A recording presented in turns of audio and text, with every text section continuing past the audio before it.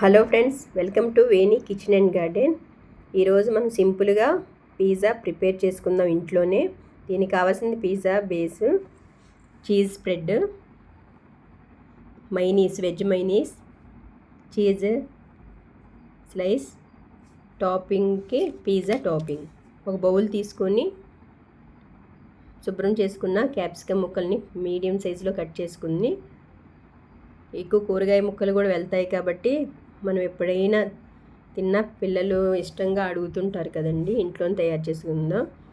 దీనికి ఒక table spoon pizza topping వేద్దాం. ఉల్లిపాయ ముక్కలకి 1 టేబుల్ స్పూన్ సరిపోతుంది ఇవి ముక్కలన్నిటికీ. Mayonnaise 1 table spoon. శుభ్రంగా అంతాను ముక్కలన్నిటికీ పట్టించేసి పక్కన పెట్టేద్దాం. పిజ్జా బేస్ తీసుకొని దీని మీద మనం మళ్ళీ ఒక 1/2 టేబుల్ స్పూన్ పిజ్జా టాపింగ్ వేసుకుందాం. దీనికి కావాల్సిన ఎక్కువ పదార్థాలు కూడా కాదండి, ఇది వెజ్ మైనీసే, అందరం తినొచ్చు. 1 టేబుల్ స్పూన్ ఇది కూడా తీసుకొని మొత్తం స్ప్రెడ్ చేసేసుకుంటున్నాను. ఇప్పుడు తయారు చేసుకున్న కూరగాయ ముక్కలన్నిటినీ దీని మీద పెట్టేయడమేనండి. 1 టేబుల్ స్పూన్ చీజ్ పైన, తర్వాత చీజ్ స్లైస్ అన్ని ముక్కలు పెట్టినాక అప్పుడు పెట్టాలి. ఇలాగంతా మొత్తంగా స్ప్రెడ్ చేసేసుకుందామండి. ఇప్పుడు ముందుగా కలిపిన కూరగాయ ముక్కలన్నిటిని వీటికి అప్లై చేద్దాం. చాలా సింపుల్ అండి.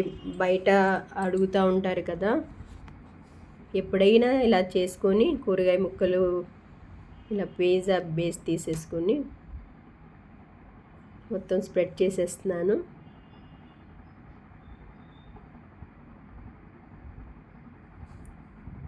చాలా ఈజీగా ఇంట్లోనే అన్నీ ఉంటాయి కదా. ఈ 4 ఐటమ్స్ తెచ్చేసుకొని మనకి ఎప్పుడు కావాలంటే అప్పుడు ఫ్రెష్గా అన్ని సూపర్ మార్కెట్లో దొరుకుతూ ఉన్నాయి ఇవి. వాటి మీద టైం చూసుకొని పెట్టేసుకుందాం మొత్తం. ఇప్పుడు చీజ్ స్లైస్ ఒక 2 పడతాయి ఒక పిజ్జాకి. ఇంతేనండి. ఓవెన్ని ముందు హీట్ చేసేసుకొని ఒక 10 మినిట్స్ 220 డిగ్రీలో పెట్టేసుకొని 20 నిమిషాల పాటు ఆన్ చేసేసుకోవడమేనండి. 20 మినిట్స్లో అయిపోతుందండి. 20 నిమిషాల్లో అయిపోతుంది పిజ్జా. ముందు ఆన్ చేసేసుకున్నాక 10 మినిట్స్ హీట్ ఎక్కిపోయినాక 220 డిగ్రీల్లో 20 మినిట్స్ సరిపోతుంది దీనికి. పిల్లలు ఎప్పుడైనా ఇష్టంగా తింటారు, పర్వాలేదండి. థ్యాంక్ యూ అండి. నచ్చితే లైక్ చేయండి, షేర్